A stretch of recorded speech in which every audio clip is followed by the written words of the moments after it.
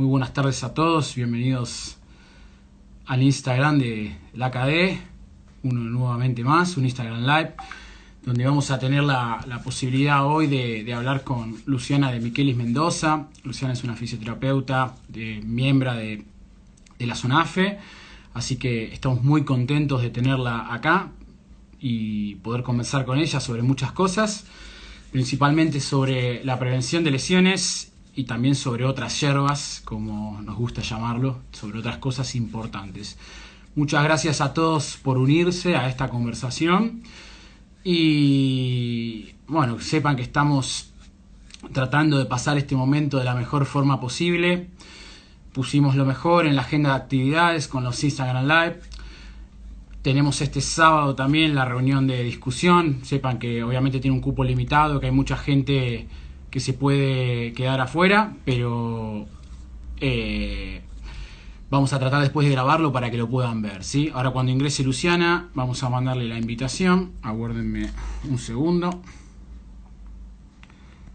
Un segundo que le voy a mandar la invitación. Bien.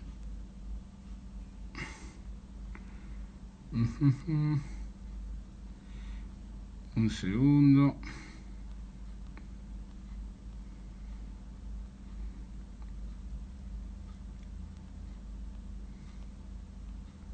Perfecto. Bien, aún no entró, así que vamos a empezar. Perfecto. Ingresa. Yo.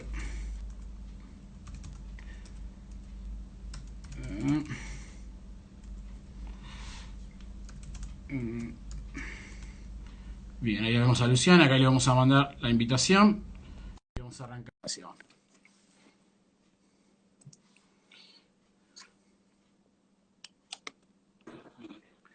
Oi, Luciana, tudo bem? Oi, Pablo, tudo bem e você? Como vai isso Aqui tá tudo bem, aqui na Bélgica, né? na Bélgica? E Bueno, muito obrigado pela aceitação para este bate-papo. A gente aqui está muito feliz, muito contente de poder conversar com vocês sobre muitas coisas. Então, muito obrigado. Eu que agradeço pelo convite da KD, fiquei muito feliz, é uma honra, né? Sempre conversar com vocês. E peço desculpas pela falta do espanhol, né? Não, não. Você fala muito bem português e eu acho que a gente aqui vai escutar muito bem. Então, muito obrigado. E eu vou ser uma espécie de tradutor. Sim, obrigada. Bien, para la gente que se está uniendo en este momento, ya les presenté recién a Luciana. Quiero que sepan que Luciana es una referente en lo que vendría a ser toda la región y a nivel mundial sobre lo que vendría a ser muchísimas cosas. Principalmente es miembro de SONAFE, que SONAFE para la AKD es como una hermana y siempre nos ha ayudado muchísimo, por lo cual estamos muy agradecidos a la gente de SONAFE. Por otro lado, ella también tiene muchísima experiencia tanto en lo que es la práctica clínica como también en lo que es la investigación. Entonces estamos muy contentos de poder hablar con ella. Y también, bueno, vamos a hablar de muchísimas cosas relacionadas, por ejemplo, en lo que tiene que ver el rol de la mujer en el deporte. Tanto Luciana como Natalia hicieron muchísimas cosas en Brasil para tratar de poner a la mujer donde tiene que estar realmente y hacer que cada vez su participación sea mayor en el deporte, por lo cual estamos muy contentos y muy agradecidos. Então, Luciana, muito obrigado. Você agora está na Bélgica? Como é isso? Você está fazendo seu postdoc, não? Né? Isso. Eu estou aqui na Bélgica, especificamente em Ghent. É uma cidade que fica entre Bruxelas e Bruges, que são as cidades mais famosas, né, daqui da Bélgica. E estou fazendo meu pós-doutoramento com o professor Eric Wittevol. Ele é Uhum. uma referência, né, em prevenção de lesão em atletas, e eu estou aqui fazendo pós-doutorado justamente em prevenção de lesão, né? Então, é o nosso tema. Muito ligado por duas coisas. Principalmente por seu postdoc e também, obviamente, porque acho que nesse lugar da Bélgica é uma das melhores para beber um pouquinho de cervejinha. Acho que uma das melhores, não? Pablo, eu tô na terra da cerveja, do chocolate e da batata frita. Muito bem aqui, obrigada. Mejor imposible, mejor imposible. Ok, Exato, não é ella possível. está contando que está haciendo su postdoctorado. Luciana es maestra, es doctora y está haciendo su postdoctorado ahora. Ahora nos va a contar un poquito en qué consiste su rutina habitualmente con el postdoc. Luciana, É. o que você fez em sua rotina, em seu postdoc e na Bélgica? Por exemplo, como é sua rotina todos os dias? Na verdade, eu tinha uma rotina antes da quarentena, né, do bloqueio, e agora eu tô com uma rotina trabalhando em casa, né? Mas basicamente eu comecei o pós-doutorado em janeiro, então de janeiro até início de março eu ia até a universidade, né? Pelo menos 2 vezes por semana para fazer reuniões com o professor Eric Wittfeld, para discutir exatamente alguns detalhes, né, dos estudos que a gente vai conduzir. E aí depois eu vou falar especificamente, né, desses estudos, que inclusive a gente está contando com a ajuda da KD, né, para disseminar aí na Argentina. E agora, com o bloqueio, eu trabalho basicamente em casa, né, mas não tem interferido no projeto inicialmente planejado, porque a ideia é fazer disseminação de questionário online. Uhum, Graças a Deus, essa uhum. quarentena não vai interferir na minha coleta de dados. Então, basicamente, a minha rotina é trabalhando no computador, né, Pablo? Refinando um texto, trabalhando em cima do questionário para deixar ele o mais claro possível, né, para os fisioterapeutas preencherem sem ter nenhuma dúvida. E estudando, né? Aprofundando em prevenção de lesão, é isso.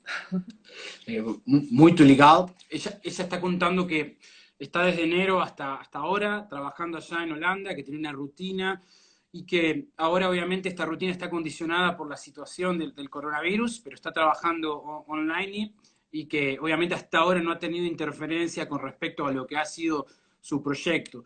Y Luciane, ¿y cuándo você vai voltar para o Brasil? Eu fico aqui até dezembro, né? Hasta dezembro, sozinha ou com sua família? Minha filha esteve comigo aqui em janeiro e fevereiro, mas aí Sim. voltei para o Brasil, né? Deixei ela com o pai e agora eu fico sozinha, até, Oh. né, para realmente focar e fazer os estudos acontecerem, né? Está contando que está sola, que estuvo con su familia en enero y febrero, e a verdade é que é muito valorável, disse, sua postura, trabalhando sozinha em outro país. Acho que é muito importante para que a gente conheça como é o sacrifício de você para fazer pesquisa, não? Sim, Pablo, não é fácil, né? Claro que você tem, né? Eu tenho gosto, né, de fazer isso, então, para mim, não é sacrificante nesse sentido, porque eu estou fazendo algo que eu gosto. Mas ficar longe da família, dos amigos, né, em um país que tem uma cultura diferente, Diferente. é desafiador. Muito. Acho que isto vai ser muito legal para o futuro, não? Uma experiência super positiva para fazer outras coisas, para aprender, não? Na verdade, eu sempre tive essa vontade de morar pelo menos um ano fora, né, do Brasil, Sim, e eu sempre almejei a Europa. Eu sim. tenho descendência italiana, então eu sempre fui atraída, né, para a Europa. Mas até, Pablo, pensando assim, no fato de eu estar na diretoria da Federação Internacional, né, isso, o fato de eu estar aqui, acho que só fortalece as conexões, né, que a gente vai fazendo com outros fisioterapeutas, né, por esse mundo afora, Uhum. pesquisadores. Então, acho que no final das contas, a gente acaba pensando em pesquisas que vai auxiliar os fisioterapeutas no mundo inteiro, né? Não só Uhum. eu, não só na Argentina, né? Então, a ideia é essa. Ujú. Bien, te está contando que algo que me olvidé de mencionarlo, Luciana también es miembro y es secretaria de la IFSPT, de la Sociedad Internacional de lo que es Fisioterapia Deportiva, donde es obviamente en su situación y donde está ahora y los contactos laborales que tiene lo hace que todo sea un poco más fácil y que también sea un pouco mais positivo. Luciana, eu tenho muitas coisas para falar sobre você e sobre sua carreira, mas acho que a primeira é o motivo de discussão em todo mundo, porque uma das coisas mais positivas, ou talvez uma das coisas mais populares, como a gente fala aqui, é falar no mundo do esporte sobre a prevenção de lesões. Sim. Eu conheço sua resposta, mas obviamente eu tenho que fazer a pergunta. Dice, você acha que é possível fazer prevenção em fisioterapia esportiva? Le estoy preguntando si cree que es posible hacer prevención en kinesiología deportiva. Com certeza eu esperava uma pergunta dessa, né, Paulo? Eu sei que existem várias discussões nesse aspecto, né? Porque existem diversos desafios, né? Em um fisioterapeuta que trabalha em uma equipe esportiva, em relação à gestão do tempo, né? Como que ele vai sozinho ali dar conta, às vezes, de 50 atletas, né? 100 atletas. No Brasil, isso é muito comum, né? A gente tem, às vezes, equipes esportivas que, por questão financeira, não conseguem contratar, né, um quadro grande de fisioterapeutas, e aí acaba que a proporção de profissionais em relação aos atletas fica um pouco pesada. Mas é possível, sim. Eu respondo isso com uma tranquilidade muito grande. Mas nós vamos aprofundar, né, nesse assunto, mas é uma das responsabilidades que o fisioterapeuta esportivo tem. Então, a gente não pode se esquivar dessa responsabilidade.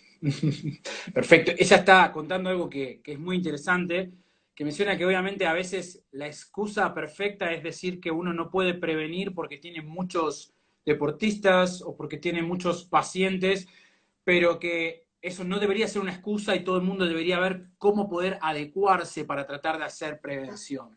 Bien. Ok.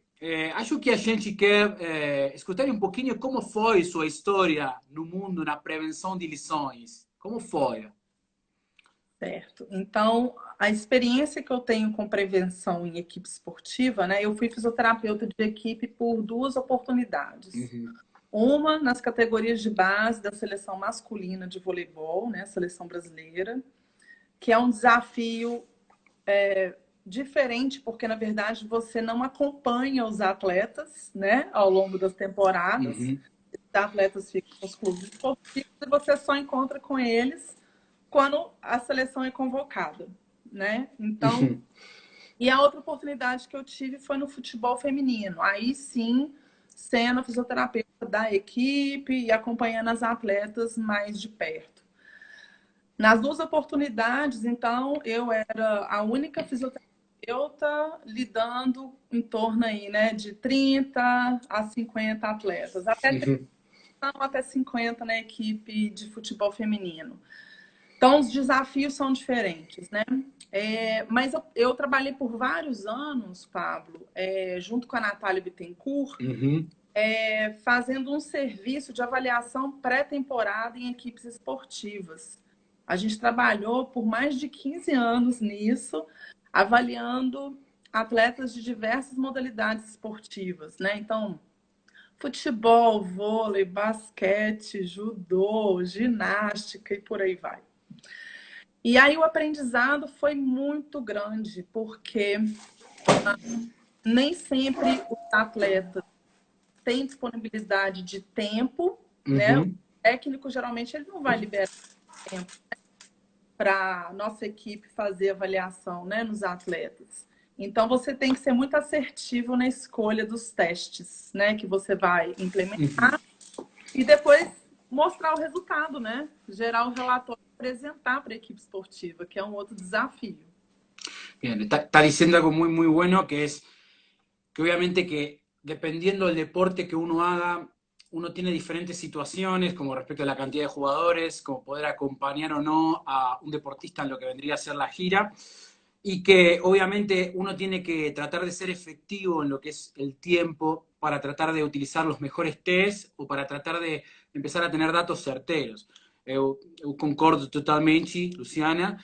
E, por exemplo, quando você tem que escolher, ou quando você tem que dizer, ok, estes testes vão ser os que eu vou a fazer as avaliações. O que você considera? Por exemplo, a precisão diagnóstica ou outras coisas? A tomada de decisão sobre quais testes, né, depois desse aprendizado de anos, hoje em dia eu te falo que eu tomo ela baseado no raciocínio clínico e na Uhum, científica, né? Então, por exemplo, eu vou avaliar uma equipe de voleibol e eu for olhar para a evidência em relação a fator de risco para tendinopatia uhum, patelar, que é a lesão por overuse, que é mais frequente, né, nesses atletas, eu vou encontrar que, por exemplo, a restrição da ADM de dorsiflexão é um fator de risco. uhum. Então, seria um teste que eu iria incorporar na minha avaliação, pelo fato de ter evidência, mas também faz sentido, né, no raciocínio clínico. Porque se eu for pensar na aterrissagem desse atleta, né, de um salto vertical, ele Uhum. ter disponibilidade de movimento no tornozelo para poder ajudar a dissipar, né, a força de reação do solo. Então faz sentido. Se ele tem pouco movimento em uma articulação, ele não vai dissipar energia mecânica e aí pode sobrecarregar o joelho. Então esse teste cumpriria os meus dois critérios. Então ele entra, entendeu? Perfecto, perfecto, ótimo. Lo que está diciendo Luciana es que ella utiliza dos cosas, una lo que es el razonamiento clínico y otra lo que es la evidencia científica. Entonces, ella sabe que por ahí, por ejemplo, un test de movilidad de tobillo sabe que si una persona que hace un deporte de salto, si tiene un déficit de movilidad a nivel del tobillo, eso puede ser una causa de un dolor de rodilla. Entonces, ella no solo sabe que lo tiene que evaluar eso, sino también que entiende por un razonamiento que la persona que hace un deporte de salto tiene que tratar de tener una buena dorsiflexión de tobillo para disipar la energía en lo que es el próximo salto. Entonces, busca una combinación de las dos cosas, razonamiento clínico y lo que es una dorsiflexión. Isso. Acho que é muito boa resposta, muito E boa resposta. E aí, só para adicionar, o Pablo, com os anos, né, de experiência, o que eu e Natália a gente foi percebendo? Tinha algumas coisas que a gente avaliava e que a gente acabava não utilizando a informação para gerar o relatório para a equipe ou para sugerir um programa de prevenção. Por exemplo, análise postural. Uhum, A gente avaliava no início, lá no início, mas não usava essa informação. E quando a gente olha para a evidência, a gente não encontra muito embasamento. uhum. Então, é um tipo de informação que a gente foi abandonando, mas no contexto de avaliação pré-temporada. Eu não estou aqui querendo julgar que a avaliação postural não é importante na No, fisioterapia. entiendo, entiendo. Sí, sí, entiendo. Lo que está diciendo es que hay que ir teniendo en cuenta esa información que tal vez uno va haciendo y no le está aportando datos para hacer una intervención. Puso el ejemplo de la evaluación postural, que antes lo hacía, ahora no lo está haciendo, pero no es que está diciendo que la evaluación postural no sirva, simplemente que ella ya no lo está haciendo más. Ótimo, concordo com você.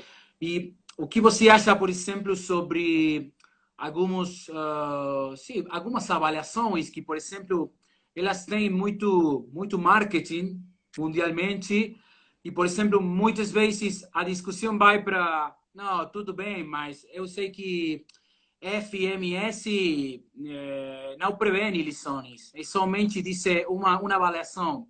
O que você acha sobre esse tipo de testes ou sobre essas coisas?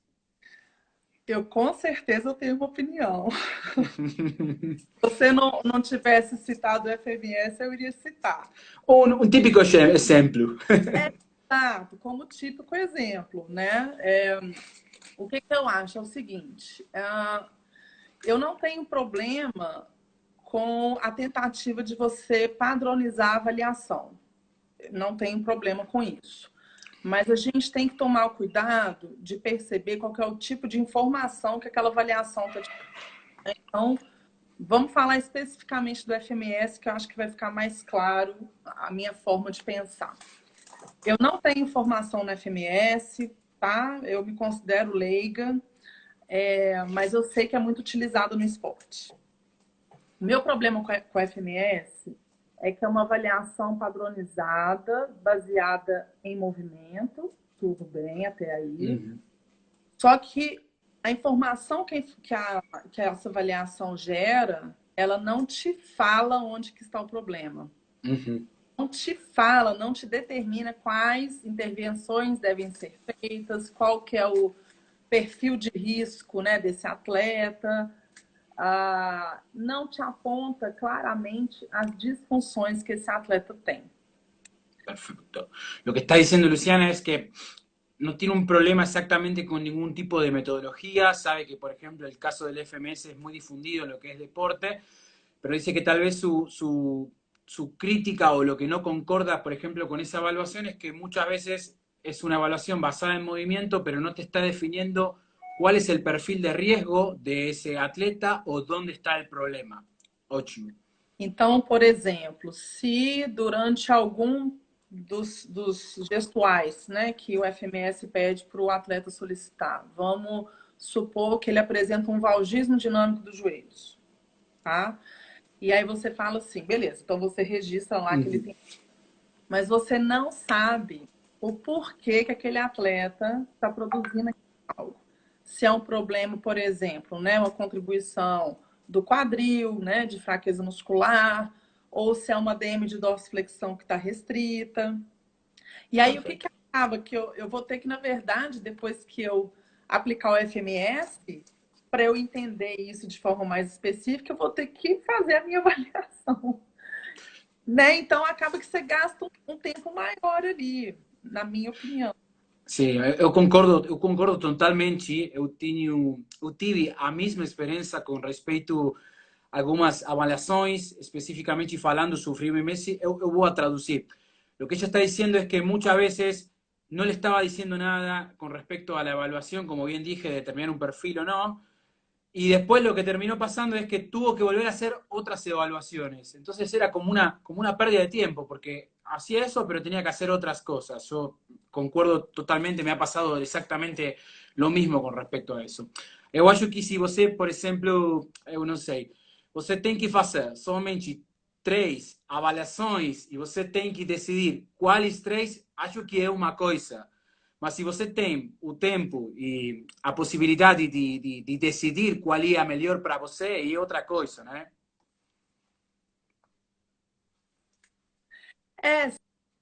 Vamos supor, porque o que eu vou falar agora, né, não existe. Vamos supor que o FMS te curasse de identificar uma probabilidade maior de lesão, né, um risco maior de lesão. Eu poderia, por exemplo, usar o FMS como uma triagem inicial para identificar na minha equipe esportiva os subgrupos, né?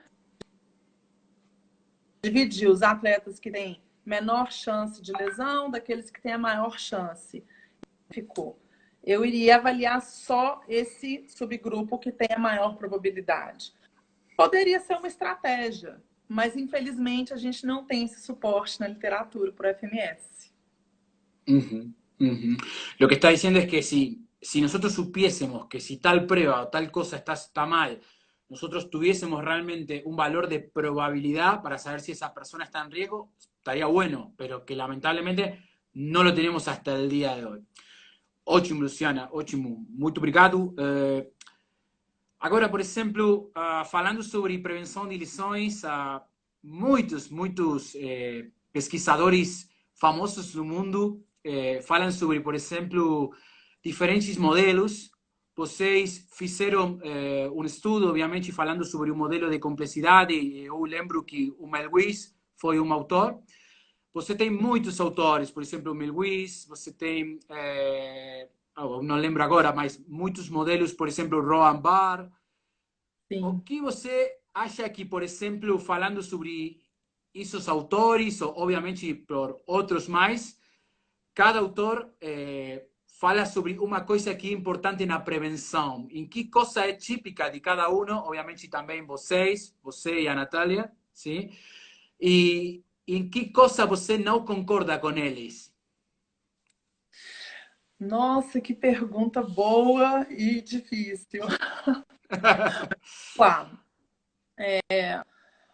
Pablo, para aquelas pessoas, né, aqueles fisioterapeutas que têm experiência clínica, né, às vezes na reabilitação, né, a gente nem precisa de falar especificamente da prevenção. A gente percebe em vários momentos que as intervenções que eu aplico em um atleta, se eu fizer da mesma forma com outro atleta, não quer dizer que vai funcionar do mesmo jeito. Mesmo os dois atletas tendo a mesma lesão. Então, a gente tem alguns indícios de vivência clínica de que cada atleta é diferente do outro, né? Então, na verdade, quando a gente olha a evidência com relação à prevenção de lesão, especificamente no alto rendimento, a gente percebe que a gente não está fazendo um bom serviço. Porque as lesões que têm a prevalência e incidência alta, como, por exemplo, tendinopatia patelar, que eu já falei aqui, e estiramento muscular de coxa, né, de isquiosurais no futebol, a gente não está conseguindo reduzir a quantidade, né, a incidência ou prevalência dessas lesões ou até o tempo de tratamento desses atletas. Eu vou dar um pause para você poder traduzir. Sí, lo que está diciendo Luciana es que básicamente lo que ellos creen y lo que están entendiendo es que todos los atletas, incluso aunque tengan la misma lesión, son diferentes. Y eso hace que muchas veces tengan que ser evaluados y que se tengan que entender como que realmente son individuales, son diferentes. Y también lo que está diciendo es que muchas lesiones frecuentes del deporte, como por ejemplo una lesión de isquiosural en futbolistas, se sabe que es una de las lesiones con más prevalencia e incidencia, pero lamentablemente no se ha podido reducir esos valores, por lo cual todavía hay cosas que hay que seguir investigando. Isso, e inclusive tem um artigo publicado com os jogadores de futebol da UEFA que mostra um aumento de 4% a cada temporada no estiramento muscular, né, de isquiosurais. Então, a gente não está conseguindo prevenir, né? A gente está deixando a coisa piorar. Então, na verdade, por que eu estou falando isso tudo? Porque o meu ponto, que eu não concordo com alguns fisioterapeutas, pesquisadores, né, de forma geral, é quando eles querem identificar um único exercício para prevenir lesão. Então, por exemplo, basta eu fazer o excêntrico de isquiosurais, que é aquele exercício nórdico, que vai prevenir o tratamento muscular de isquiosurais. Não concordo, especialmente se eu for observar atletas do alto rendimento. Porque no alto rendimento, qualquer variável, por menor que seja, pode intervir no proceso. Então, perfecto. Un segundito. Lo que está diciendo es que lo que ella no está de acuerdo es con que muchas veces una intervención prevenga exclusivamente. No está de acuerdo con hablar no está de acuerdo con ciertos investigadores que, por ejemplo, un ejercicio nórdico prevenga lesiones exclusivamente. Cree que es un poco más amplia la situación. Então, não é que eu condene pesquisas que buscam o efeito de um exercício na prevenção.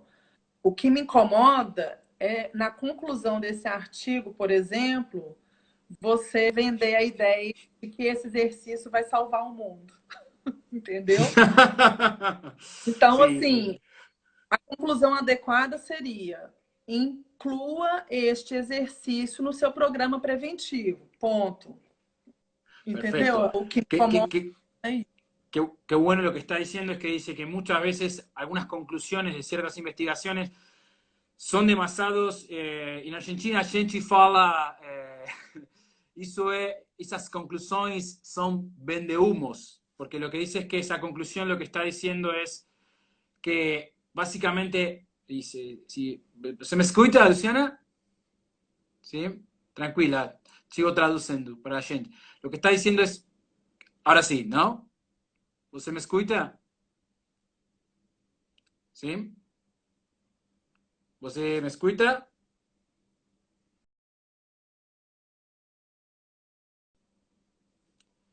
Luciana salió. Bueno, nada, lo que estaba diciendo, que ahora va a volver a ingresar, es que muchas veces, básicamente, lo que puede pasar es que ciertas conclusiones de ciertos trabajos tienen como conclusiones demasiado vendehumos, hablando mal y en criollo, porque dicen que pareciera que esa conclusión o que la intervención con ese trabajo va a salvar al mundo, cuando en realidad es, lo que uno debería decir es básicamente que ese trabajo o hacer ese ejercicio tendría que ser importante para la prevención, pero no podemos asumir con total certeza.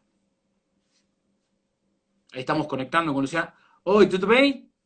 Voltei. Igual tape, perfeito. Você me escutou? Sim? Eu escutei você fazendo a tradução, era o que você estava fazendo Perfeito. agora. Tudo ótimo. Eu falei que, obviamente, no clássico de futebol, Argentina-Brasil, a Argentina vai ganhar, não? Né? Não. É Melhor, uma brincadeira, uma brincadeira. melhor a Ok. gente nem entrar nessa, né? Foi muito bom seu exemplo sobre como muitas vezes certas conclusões em certos estudos são, acho que, demasiado prometedoras, não? Como que... Sim, porque a nossa vida na clínica não é fácil. Se Sim, fosse fácil assim, a gente nem precisaria de avaliar, por exemplo. Era só todo mundo fazer o exercício que estava todo mundo feliz. E a gente vê que isso não acontece.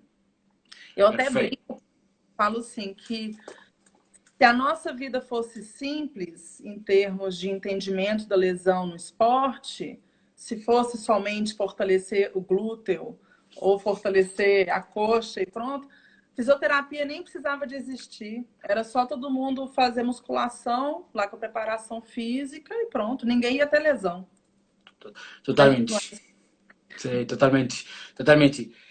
Então, por exemplo, agora, ademais da prevenção, por exemplo, certos conceitos são muito importantes no mundo de prevenção. Por exemplo, o papel da carga. Sim?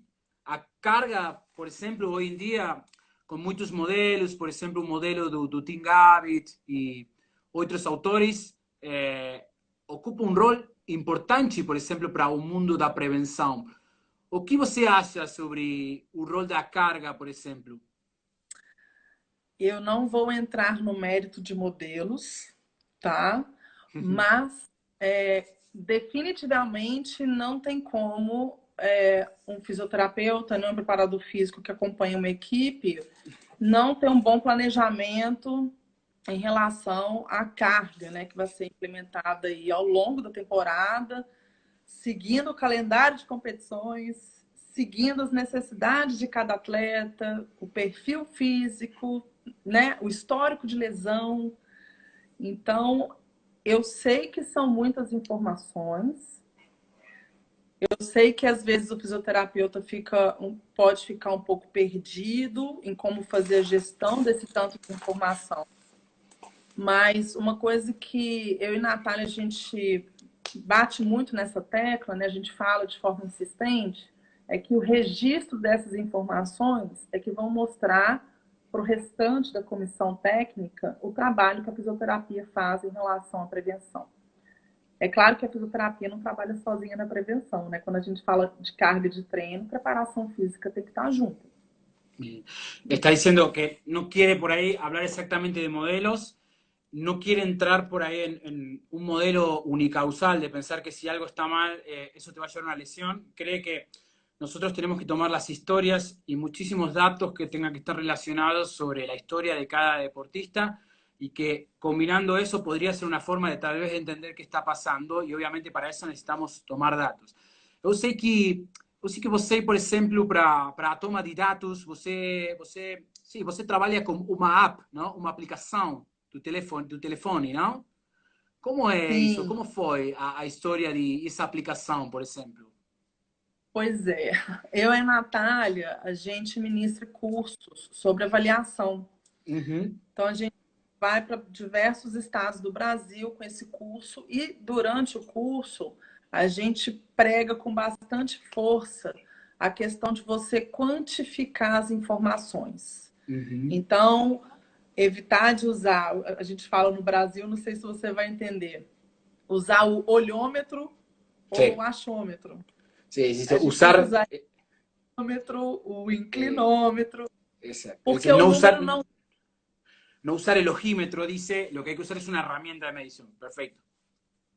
Sim, porque o número não mente, né? Então, quando eu quero mostrar que meu atleta, por exemplo, melhorou em algum parâmetro, seja força muscular ou amplitude de movimento, é muito mais robusto eu mostrar para o meu técnico, né, da equipe esportiva ou para o próprio atleta, para motivá-lo, um gráfico mostrando a evolução dele, do que eu simplesmente falar, ah, eu acho que está melhorzinho, né? Então, não dá. Eu acho que com números a gente consegue mostrar o nosso serviço, mostrar o nosso valor.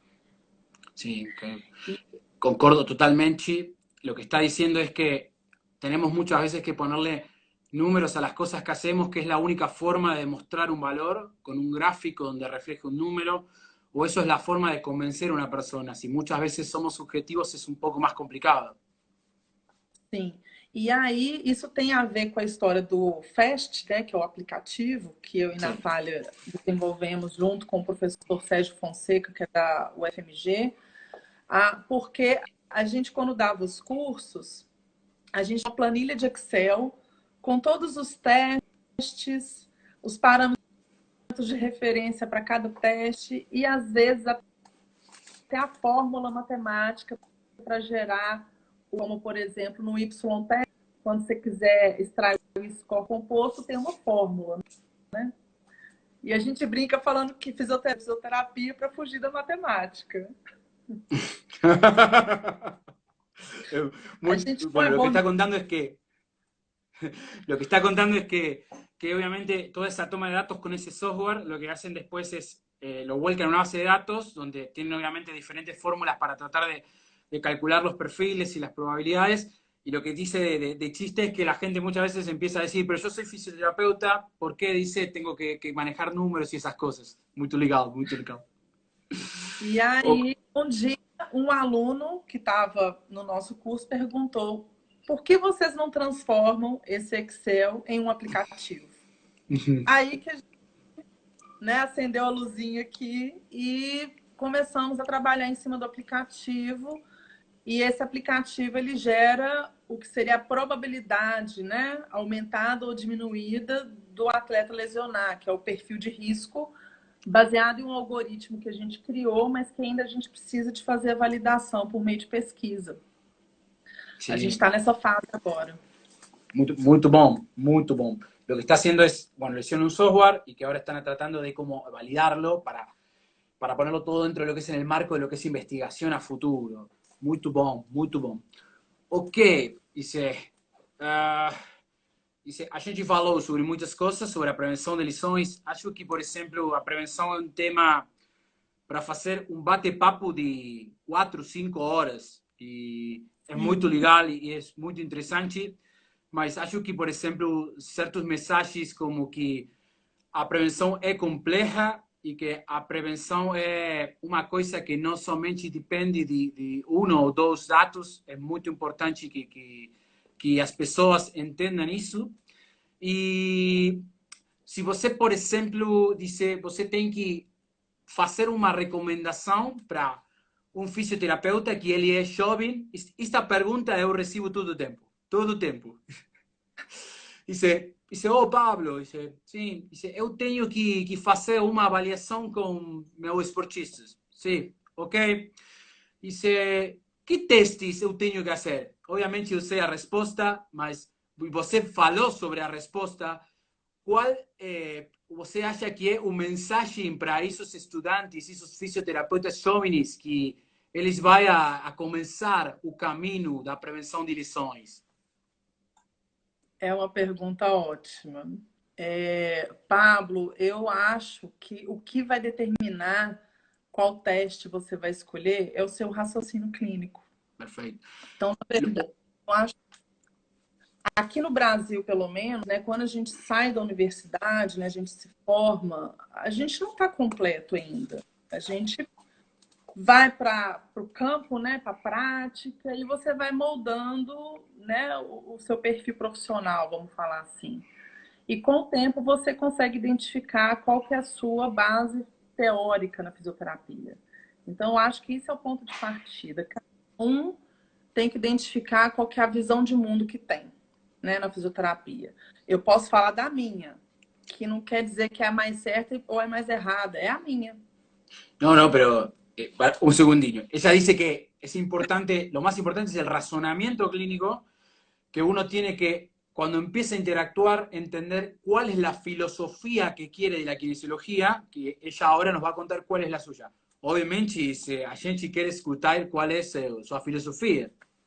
Isso, eu vou falar. E aí, mas só para fechar, né, o porquê que eu estou falando disso, você vai escolher o teste, como eu falei anteriormente, baseado na evidência e no raciocínio clínico. Então, por isso que eu estou frisando isso. A minha visão de mundo, ela é da biomecânica. Então, eu enxergo, quando eu estou avaliando um atleta, eu primeiro vou avaliar ele baseado no gesto esportivo, né, que ele executa da modalidade, e eu me pergunto como que está o fluxo de energia mecânica na cadeia cinética desse atleta.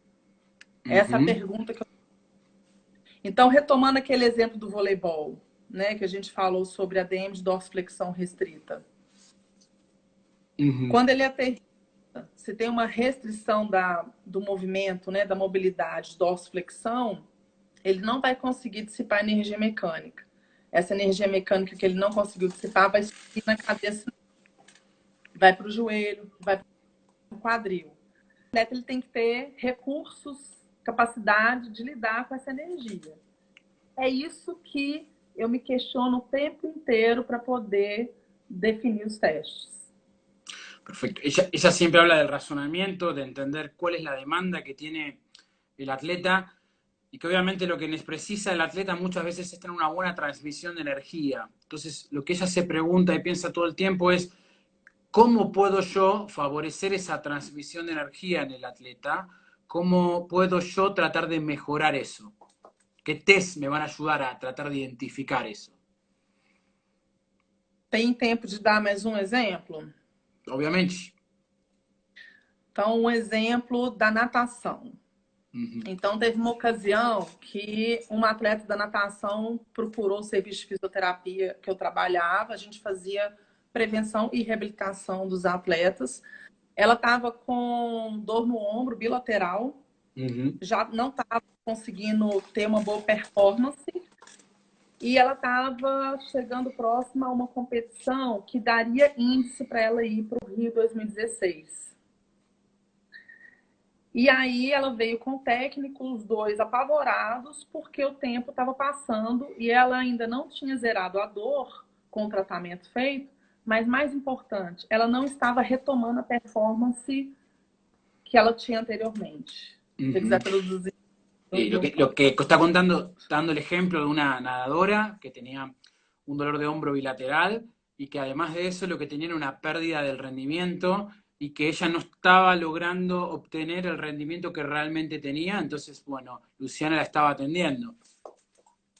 Isso, então, uma outra fisioterapeuta que estava atendendo ela, e aí ela veio até mim, falou, Luciana, me ajuda a pensar aqui, porque eu não estou entendendo por que ela não está melhorando. Aí ela me falou que fez a avaliação toda aqui, né, de membros superiores, e que ela já tinha melhorado os parâmetros. Tudo bem. A pergunta que eu fiz para ela foi, você avaliou pelve? Ela me olhou com uma cara estranha e falou, não, não avaliei. Eu falei, então vamos olhar como é que a pelve dela tá. O que eu pensei na hora, Pablo? É uma atleta do nado livre, velocista. Se ela não tem uma pernada eficiente durante o nado, ela vai sobrecarregar membro superior. E aí, mesmo eu melhorando a capacidade aqui, se ela ainda mantiver essa demanda, a dor vai continuar, o rendimento pobre vai permanecer. Resumo, essa atleta tinha fraqueza muscular de glúteo e uma rigidez muito baixa. Com um treino de hipertrofia, com 1 semana e meia, ela resolveu o problema e conseguiu o índice para o Rio. Muy buen ejemplo. Lo que está contando es que, bueno, esa nadadora que la estaba atendiendo un colega le pregunta si cómo lo podía ayudar y ella le está diciendo, ¿vos evaluaste las rodillas? Y le dice, no, ¿por qué le voy a evaluar las rodillas? El razonamiento de Luciana es porque un nadador tiene que patear y obviamente para poder tratar de no compensar con los hombros, tiene que tener buena patada. La cuestión es que era un atleta que tenía, entre otras cosas, tenía un déficit de fuerza a nivel glúteo, por ejemplo, en miembros inferiores, corrigió todo eso y en una semana la realidad es que estuvo mucho mejor. Muito bom exemplo e eu acho que, obviamente, o mensagem, uma das coisas mais importantes em um fisioterapeuta é o raciocínio clínico. O raciocínio clínico é maravilhoso. Se você é um fisioterapeuta que tem um muito bom raciocínio clínico, você não precisa outra coisa. Muitas vezes, os fisioterapeutas, as pessoas, elas acham que você tem que ter um laboratório, que você tem que ter muito dinheiro, que você tem que ter inversões em diferentes cursos. Mas, obviamente, o raciocínio clínico é muito importante, é o mais importante, e eu tenho muita admiração para pessoas como você, que acham que o raciocínio é o mais importante do mundo. Obrigada, Pablo. Eu acho que a nossa arma mais potente é o raciocínio, com Sim. certeza. Luciana, e para a última parte, eu acho que é muito importante, especialmente para as fisioterapeutas mulheres aqui na Argentina, em toda a Latinoamérica e, obviamente, em todo o mundo, falar sobre o rol da mulher em esporte. Eu acho que você, a Natália e muitas outras mulheres que eu conheço, por exemplo, do Brasil, eu tenho muita admiração, por exemplo, para não somente as fisioterapeutas do esporte, eu tenho muita admiração para muitas pesquisadoras, como, por exemplo, Paula Camargo, que você conhece, e é muito interessante o mensagem que, como você, por exemplo, eu li o outro dia que você tem uma editorial muito interessante na British Journal sobre o rol da mulher, e eu li, mas obviamente eu quero escutar a você que você acha que é importante para toda a sociedade, não somente a AKD, para sim, para tentar fazer uma sociedade muito mais igualitária, muito mais general. Isso, eu acho que você tocou na principal palavra, né? Que é a tentar equalizar. E o equalizar não é sempre ter como ponto final 50%, né? Então, por exemplo, num congresso da acadêmico, 50% homem, 50% mulher. Não é. Na verdade, é só o exercício de mudar o olhar. Porque obviamente, eu consigo falar muito melhor do meu país do que da Argentina, mas assim, o Brasil é um país patriarcal, né? Então, durante anos, as pessoas foram acostumadas a ir, por exemplo, em eventos científicos, escutar só homens palestrando, né? E aí a gente tem que o tempo inteiro se perguntar se toda a plateia se sente representada quando os palestrantes estão lá em cima, né? Então, não estou falando só de gênero, né? Se a gente for olhar, por exemplo, no Brasil, a proporção de brancos e negros, né, que são palestrantes em eventos. Então, eu acho que para a gente ser uma sociedade mais justa, a gente tem que dar oportunidade para todo mundo. E a forma de pensar, né, que está relacionada a isso é o feminismo, né, que não é algo que defende só a mulher. Pode traduzir. Lo que está diciendo Luciana es muy bueno, por lo que para mí, como yo lo interpreto. Ella habla de que, bueno, por ahí como fue la historia de Brasil, que es muy parecida a la historia de Argentina. Argentina también es un país muy machista y todo el tiempo había una especie de patriarcado. La verdad es que este último tiempo en el mundo ha habido un cambio de pensamiento y mucha gente se animó a pensar diferente. Y Luciana plantea el objetivo de tratar de mirar distinto las cosas, que a veces uno cree que habla solamente de hacer 50% mujeres y 50% hombres, pero es mucho más que eso, es tratar de ser inclusivo, es tratar de que la población se encuentre representada, por ejemplo, en lo que son los disertantes. Entonces, no solamente habla de lo que es hombres, mujeres, también habla, por ejemplo, en el caso de Brasil, de lo que son blancos y negros, cómo tratar de que sea un poco más igualitario, y cree que la palabra por ahí no es tanto ser feminista, es ser más igualitario. Eu concordo totalmente.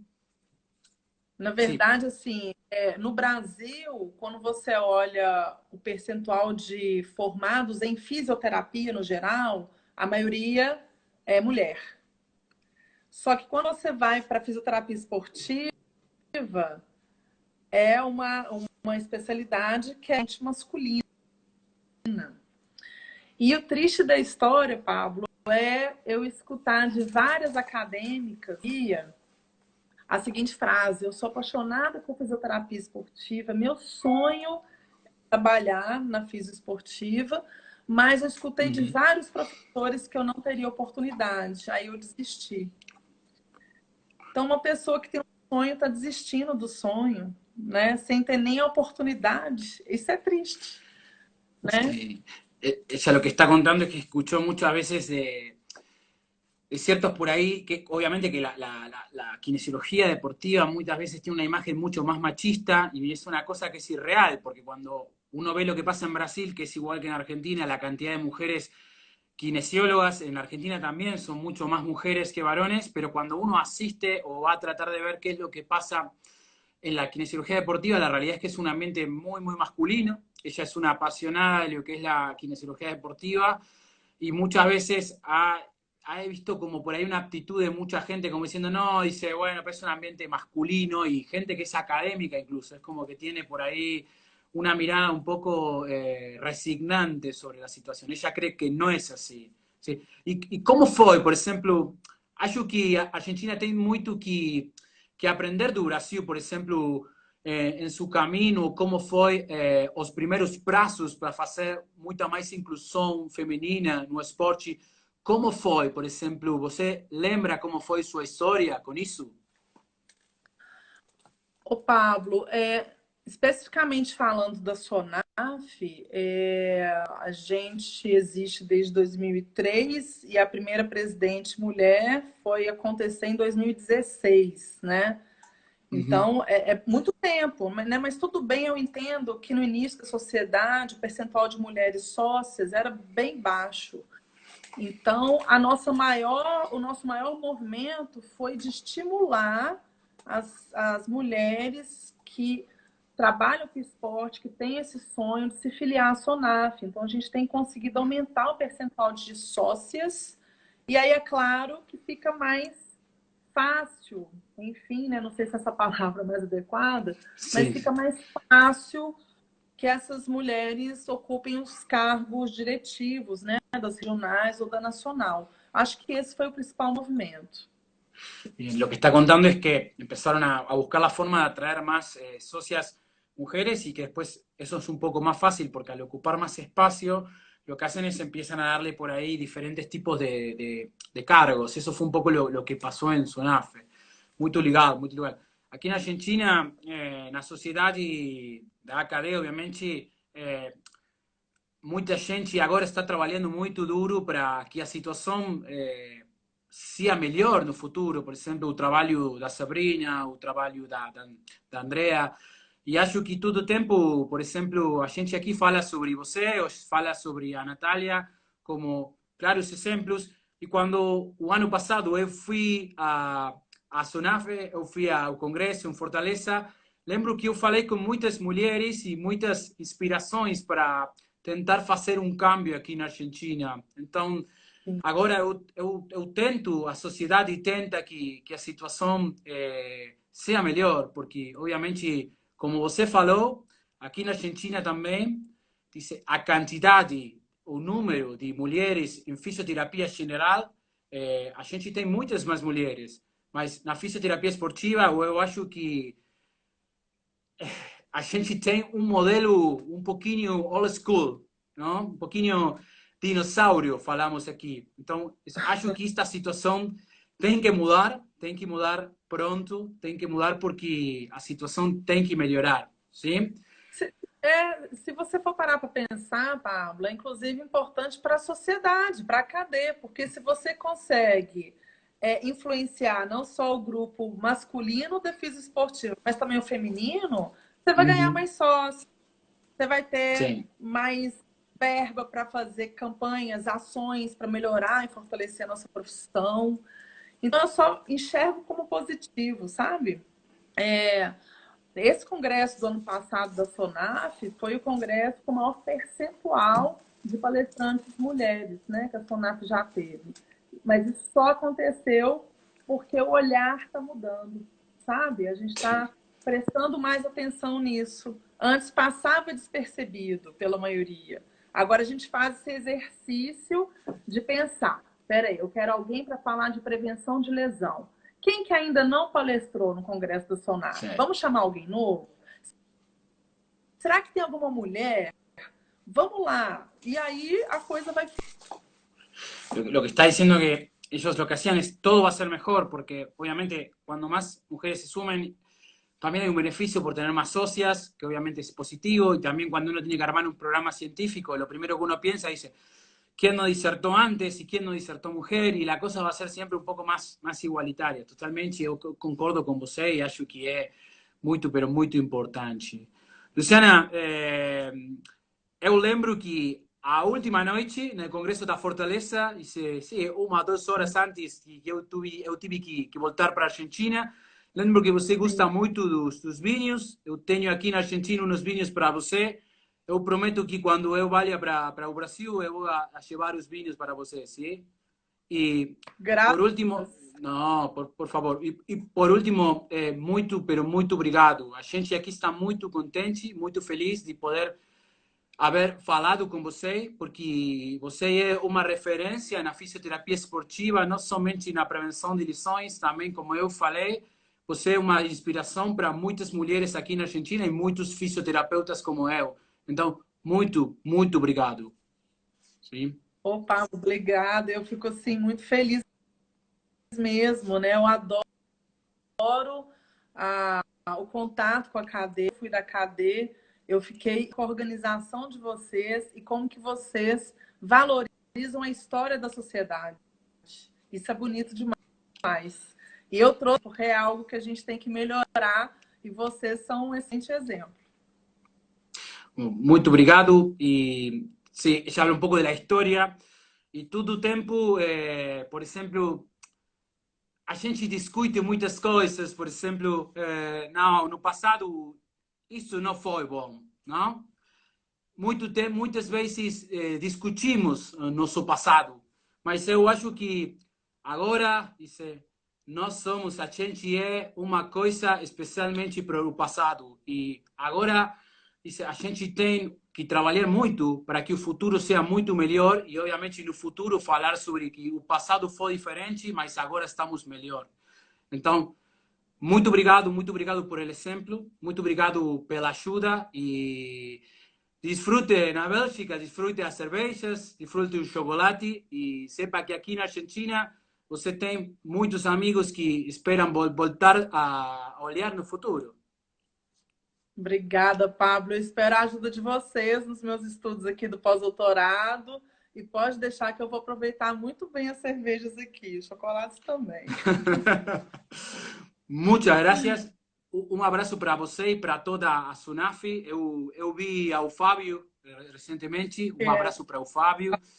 Un abrazo para todos los que estuvieron escuchando, un abrazo para todos los que les interesó el tema, un abrazo para eso y un abrazo para todos los que tratan de hacer una sociedad más igualitaria en la kinesiología deportiva.